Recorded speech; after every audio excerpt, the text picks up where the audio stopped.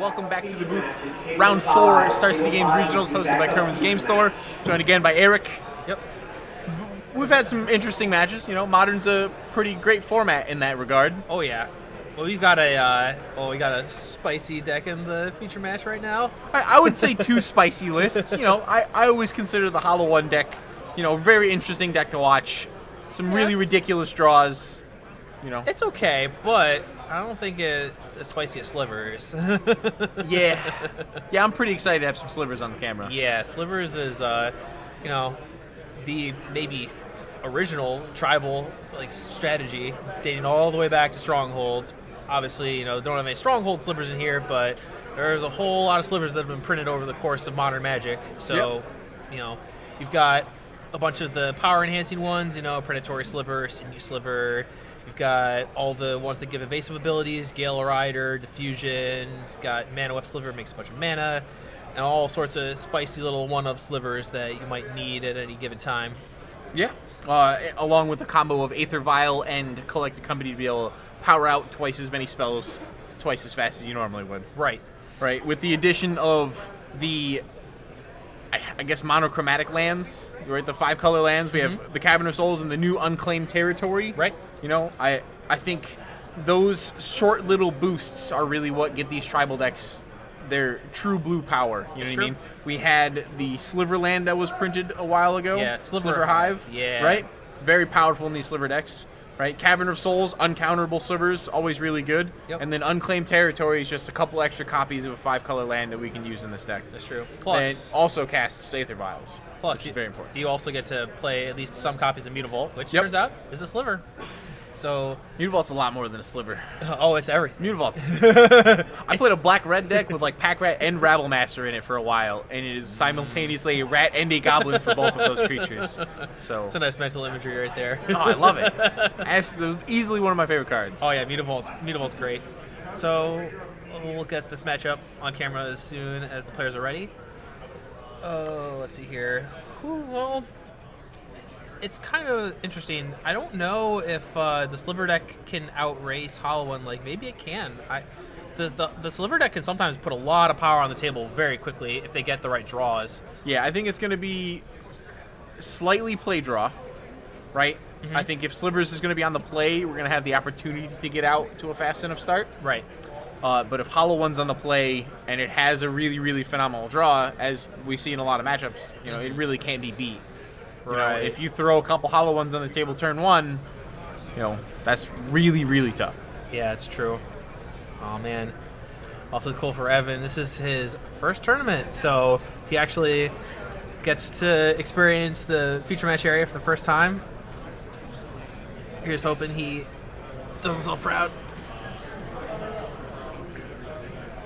At the very least, as the rogue deck versus the menace of Hollow One, I am at least rooting for the Slivers to take this one down. I'm 100% on board with Slivers. As much as I enjoy the Hollow One deck and what it does, nothing pleases me more than dumb creature tribal decks. Oh, yeah. And Slivers is definitely... it's the real OG creature tribal deck. For sure. Well, Adrian certainly does have a lot of enablers in his hand, you know, double burning, crit faith, saluting. The Goblin Lord too. He's got all the looting effects. So we have the enablers, but do we have anything to pay off? He does have a Bloodghast. I saw. I didn't catch the other cards in his hand. So I saw. Let's see. 4 looting effects. A Bloodstained Mire has 5. A Bloodghast is 6. And is that a? I can't quite make out the last card in his hand, but certainly a very playable hand.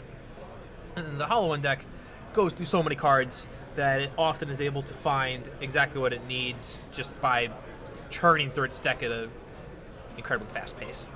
Yeah, so with a Bloodghast and none of the traditional Hollow Ones, I prefer, I think, the Faithless Loot over any of the Burning Inquiries or Goblin Lores. Yeah, I'm not entirely sure what I would prefer.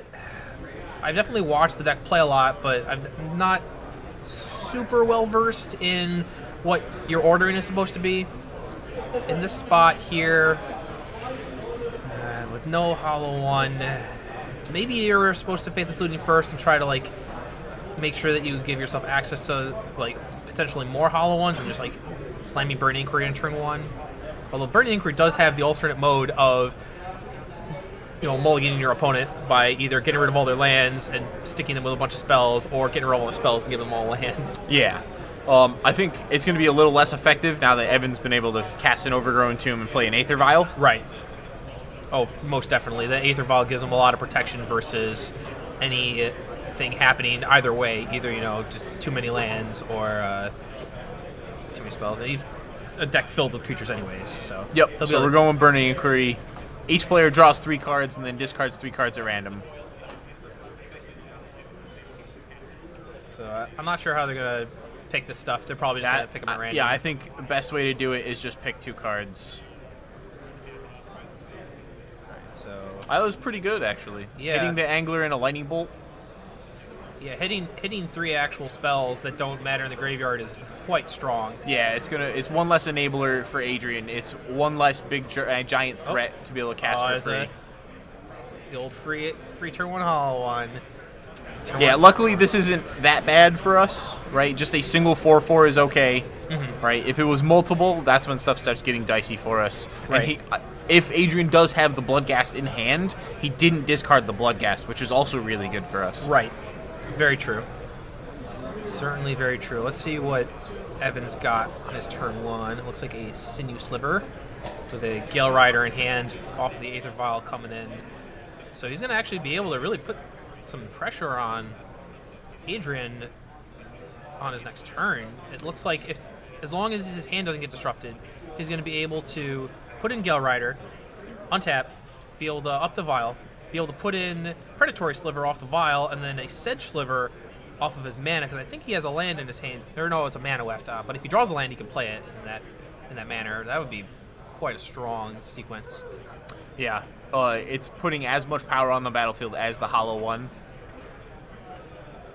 and it's giving everything flying, so it's be able to evasively attack past the Hollow One, right, and everything else that Adrian really plays. Yeah, the Hollow One deck definitely has. If you play the Splashing White version, you do have access to Lingering Souls, which can give you game versus flyers, but this version is just straight black-red with a small green splash. So Flying Force is actually a pretty good clock. It's hard to say if Evan's going to have enough power to be able to pressure Adrian fast enough, but he might. Yeah, the Bloodghast is going to help change things a little bit. Adrian casting a Faithless Looting, drawing 2 cards, discarding a Bloodghast and a Burning Inquiry, because the Inquiry is not as powerful as it could be here. Mm-hmm. Let's see.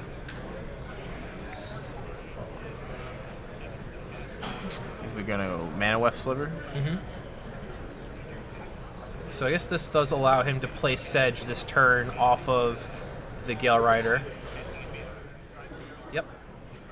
So now all of his slivers have +2/+2 and the ability to regenerate as well. Interesting. So I guess it's... Oh, okay. This isn't bad. So it allows him to be able to hold up Sinew as a blocker and then tap itself to regenerate it. Yep. Making a black mana. So he's just going to turtle up a little bit and be able to hold off Adrian's Force. He also has 2 3/3s, so this Bloodghast is not going to really be able to get into the red zone, what with a whole bunch of 3/3 Slivers being able to block it free. This Flame-Bladed Adept, on the other hand, though, that thing's going to start popping off. Really big, really fast. Oh, yeah. Going for a Goblin Lore. Target player draws 3 cards, or draws 4 cards and discards 3 at random. Mm-hmm. He discarded a whole bunch of lands with another land in hand, a Street Wraith, I think a Faithless Looting on the far left, and a Burning Inquiry in the middle. Yep. Figuring out what to do next. Play a Stomping Ground untapped. Get back a Bloodghast. Your opponent's still at 11 life, so Bloodghast does not yet have haste. And yeah, he's going to go for the Burning Inquiry. Each player draws 3 cards and then discards 3 cards at random. Mm-hmm. So this Flame-Bladed Adept, he's discarded 6 cards once this Burning Inquiry resolves.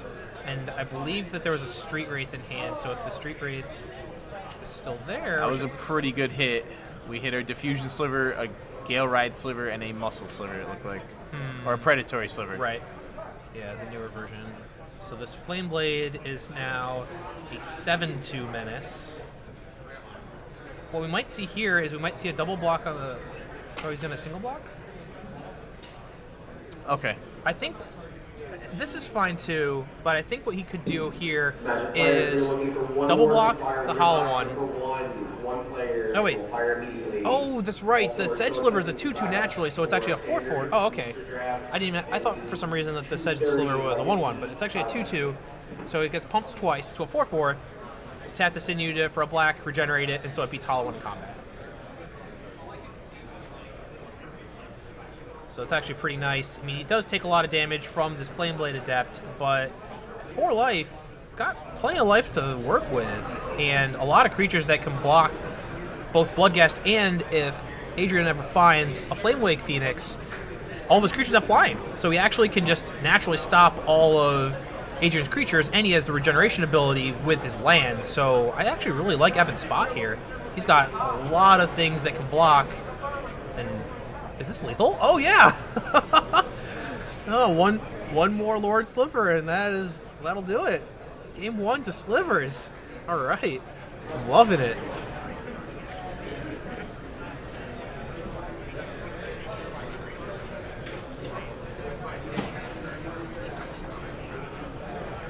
Okay, so sideboard. What do we got? Looks like for the hollow ones, these Fatal Pushes are certainly good versus the deck filled with a bunch of... Primarily 2 mana or less creatures. Right, yeah. Fatal Push always good versus pretty much every Aether Vault deck under the sun. Grim Lava Master is another really strong inclusion. Yeah. Snipe out a lot of the Lords. Yeah, Explosives is also really nice. A lot of these Aether Vault decks are concentrated, especially 2 is usually the sweet spot, so being able to crack at Explosives for 2, dealing with multiple Lords, is very powerful. On the Sliver side, man, there's a lot of Slivers in this side. Holy crap. Oh man, I'm trying to remember what some of these things do. So he already has 1 Harmonic Sliver in his main deck. Do you think that he brings in any more? Its only target is Hollow One, but I mean, it's not a bad use of the card. It's just a little narrow. I wouldn't bring any in. I would just keep the single one that we have, and then if we can catch Hollow One at any point in time in the game, we just gain infinite value. That makes sense. This Abrupt Decay certainly seems good. Yeah, I like Decay. It kills a lot of the early threats. Right. But I don't think I would bring it in. I'm just trying to think of ways you can interact with some of these cards. I guess there's very few ways of actually... Yeah, you're right. One thing that worries me sometimes about the Hollow One decks is that I always really want a way to be able to deal with Flameblade Adept, because that card is, at least in my opinion, it acts as like a Delver Secrets of sorts in this deck, where if you play it on turn 1, you get to have these draws where you just mangle your opponent with a bunch of damage very quickly. Are you looking up Cautery Sliver? That's the I'm looking up all slivers. Cautery Sliver is the red-white one. It allows you to sacrifice all your slivers of 1, sacrifice to either prevent a damage or deal 1 damage, basically. It's like a Goblin Legionnaire for slivers. Yeah. And then... Nah, I don't really like that card here. That card's... He might actually bring in Warping Whale. I wouldn't be too surprised at that, because it can get Bloodghast and it can get Flameblade Adept. It's pretty hard. I wouldn't bring it in. It's hard to hit Flameblade Adept because you do have street rates. Yeah, it's just weird because like I want some way to be able to interact with the Hollow One deck and not just hope that I can outrace them, because sometimes they just have naturally strong draws that you need to be able to like at least put some brakes on whatever they're doing. Yeah. But some of the cards in the sideboard seem like they're targeting other decks and not necessarily being able to stop like a 5-mana artifact that cast for free. I honestly haven't found a card in the sideboard that I really like. Like the Abrupt Decay's too narrow, only really kills Flameblade and Bloodghast and Flamewake, right? But Bloodghast and Flamewake come back. Right. So you're effectively not using your card other than, you're basically sleeping a creature more than anything. That's probably not what I want. What is the text on Sliver Hive Lord, actually? believe it's just Slivers you control are indestructible. Okay. Slivers. It's 5 mana though. It's Yeah, one of each color. yeah, it's like pretty hard to get on the battlefield fast enough. Yeah, that's the new one, right? That makes things. Yeah, Sliver creatures you control have indestructible. Yeah. I'm okay-ish with that one, but it's super awkward to cast, and you could just be dead before you even get it. Right, that's the issue that I have with it. I mean, in that game, he had, what, 2 mana and then an Aether Vial, so I guess he had mana left, which allowed him to cast it, but Yep. doesn't necessarily have the time to be able to just hope that a mana left survives. He gets to untap with it and then be able to actually make the mana to be able to cast it. Yeah, the only thing I think I somewhat like here is Grafdigger's Cage. It's not fantastic in this matchup, Right. but it is fine. You know, it Yeah. is something that we can do that helps us interact with this matchup. That's true. Yeah, Cage is a weird one. So a lot of people bring in Cage against Hollow One because they think that it does enough. I've seen a lot of games where Cage gets played and the Hollow One deck just ignores it. Yep. And they're just like, okay, that's nice. I'll just play this Hollow One and this Gurmag Angler, and then you're dead. And then Yeah. they don't even play the recursive threats. Honestly, the recursive threats might not even be as good in this matchup because all the lords mean that something like a Bloodghast doesn't actually get in. It just gets blocked by a 3/3 creature and doesn't really do anything other than just kind of come back from the graveyard. Yeah, the Flamewake Phoenix being able to come back is a little good, but I believe you have to attack with Flamewake Phoenix. Yes, you do. It is forced to attack each turn if able. Yeah, so you're not really going to be able to block any of the flyers. Yeah, I wonder. So he has double Hollow One, 2 lands, Fifth Sleeting Lightning Bolt. Yeah, I like this play where he's just going to hope to draw into something to be able to play both of his Hollow Ones, and even if he whiffs on like a Street Wraith, he can still cast at least one of the Hollow Ones. Yeah. Certainly a reasonable mulligan to 6, and he kept a card on top, I think? Yeah. Yeah. Let's see if Evan's shocking. I'm assuming that means Aether Vial, but we'll see. It could be Gale Rider Sliver. Could be. Oh, you are right. Gale Rider Sliver coming in, 1/1 flyer, doing his best flying men impression. Yep. Definitely doing this first just in case he draws drawable. Yes, looks like it didn't though. It's like Gurmag Angler land. Yep. So I think on this spot here, one of the lands is redundant, so you can probably discard one of the 2. And this Gurmag Angler is pretty far off without another way to get more cards in your graveyard, so maybe that's okay. So he's going to discard the Yeah, Gurmag I think if we're going to Angler. discard a land, we're going to discard the mountain, because then we can play fetch land, and we're closer to Gurmag Angler. Yeah, for the subsequent ones that he draws. Yeah. Yeah, that makes sense. Yep. Crack this. Find a basic, play a hollow one for 1. Yep. Makes sense. What, we're 2 cards off of being able to cast a Gurmag Angler for 1 mana? Yeah, because basically the 2 lines that he could have here is he could either, discard the Gurmag Angler and hope to draw another outlet for the second Hollow One, or he could discard the Hollow One and then be able to play Gurmag hopefully in one of the next 2 turns. Yeah, so Diffusion Sliver, cast on turn 2 by Evan, is one of the reasons why this deck is resilient enough to be able to really apply the beatdowns in the modern format. It has the Kira Glass Spinner-ish ability where you have to pay 2 more to target Slivers with spells. Okay. So it's kind of like your Thalia, Kitesail, Freebooter, Meddling Mage out of the Humans deck for this deck. Right. Yeah, I was trying to remember exactly how the card read, but pass. Huh. I guess the draws for Adrian have not been great. Maybe he's trying to hold up Lightning Bolt for something, or I guess, but Lightning Bolt can't even do anything because the Diffusion Sliver. Is he just gonna Lightning Bolt Evan? No. He's just gonna take his draw step. Interesting. I don't think that. I'm not sure. I don't think that Evan wins this race. I'm not sure we can cast the red spell that we just cast. So Diffusion Sliver is targeting Sliver, right? Like it only counters things that target Slivers, right? When a Sliver creature you control becomes the target of a spell or ability an opponent controls, counter that spell or ability unless its controller pays 2. Mm-hmm. Makes sense. Oh, wait a minute. Oh, that Sedge Sliver couldn't be cast. Yeah, we don't have a red mana for that Sliver. So.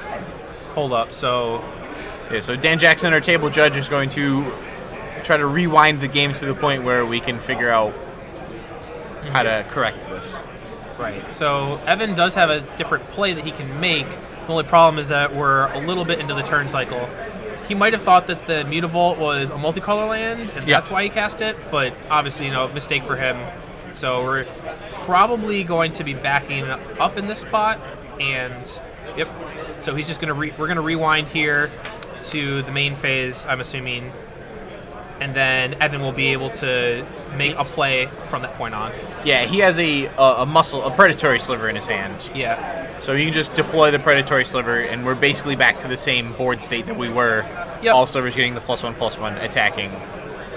It's the same board state basically. Yeah, it's mostly the same. He obviously doesn't have Sedge in play to be able to have regeneration up for next turn, but he does get in for the same amount of damage. Although I do not think that Adrian's supposed to draw here. I think that Oh, he put a card back at random. Okay. Yeah, rewinds are always kind of awkward to watch from this position because it's very difficult to know exactly what they're doing without being able to hear the judges and the players interacting with each other. But it looks like things have mostly come back to the point that we were at before. Yep. Luckily, the predatory sliver gives us, again, roughly the same board state that we had prior. Mm-hmm.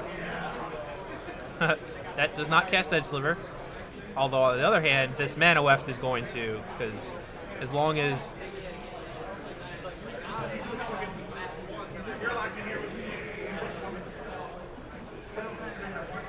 I'm a little curious. Oh, he's just passing with blockers. Okay. A little... Yep. Gonna just nug Evan for 3 with the Lightning Bolt, because that Lightning Bolt is not going to be able to blow up any creatures with that Diffusion Sliver in play and only 2 mana. Yeah, man. I'm not a big fan of the way Evan taps, leaving up the Mutavault. Right. Yeah, I think that it would be way better if he just held up the Watery Grave instead. Yeah, or just not tapped one of your slivers. Because the slivers you just tapped 4 mana all have the ability now to tap for a black to regenerate themselves. Right. True. Maybe Evan was just a little nervous after playing the Sedge Sliver accidentally the previous turn and just didn't go through the motions. That's okay. That happens. Mistakes certainly happen, and it can be a little tough sometimes to rewind and then go forward without worrying about a mistake previously made. Interesting. I'm assuming that this is Collective Brutality. It must with the 2 modes that we can use. I'm assuming that is for Duress and for the neg 2. No, it's Duress Drain game. Drain 2. You're right. Yep. That's what I meant to say. Of course, wrong words came out of my mouth. That's fine. I mean, I guess if you really wanted to discard more cards, you could go for the -2/-2 targeting a creature, but it's just it's going to be countered. Right. Interesting. Yeah.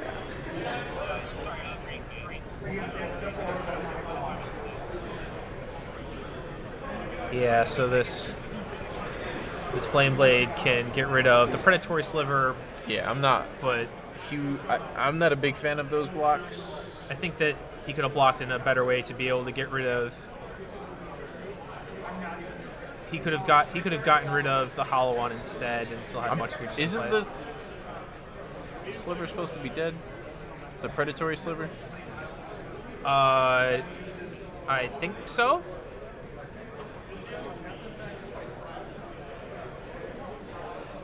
I'm not sure. No, he only discarded 1 card. Yeah, so he only Flame discarded Blade's 1. only a 2-power creature. Oh, okay, sure. Yeah, so the Sedge Sliver giving +1/+1. Blur Sliver with haste. Yep, that'll do it. The Slivery Boys have defeated the Hollow Ones. Oh, man. Yeah, and Adrian had some of his better draws. He had his Burning Inquiry draw. Okay.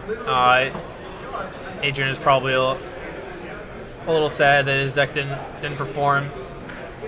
I just think Evan has a bit slower of a start, but he's very similar to what we see in general tribal decks, where your turn 1s and turn 2s aren't going to be the most powerful, but if you play your good cards, your Aether Vials, your Gale Riders, your Mana Weft Slivers early on, then everything just starts getting more and more out of control very, very fast. Oh, yeah, and especially once both games, honestly, he got to the point where he had Sedge Sliver and Mana Weft to be able to regenerate anything he wanted, and had 3/3s and 4/4s. And so a deck like Hollow One that just has, some removal spells, but is mostly based around trying to get 4/4s and 5/5s into play, or, 2/1s and 2/2 flyers that recur have over to, and over. Right, but have to attack. They can't really get through a bunch of 3/3s and 4/4s that just all have regenerate. So honestly, it seemed like Slivers really had the tools necessary to beat Hollow One as long as it didn't get behind early. The Diffusion Sliver early against the game 2 draw is also that really was strong. It was right. We're definitely leading the incredibly bolts, powerful. bringing in Fatal Pushes, bringing in Grim Lavomancers. So we have way more ways to interact with our creatures. The Diffusion Sliver just stops all of that. Right.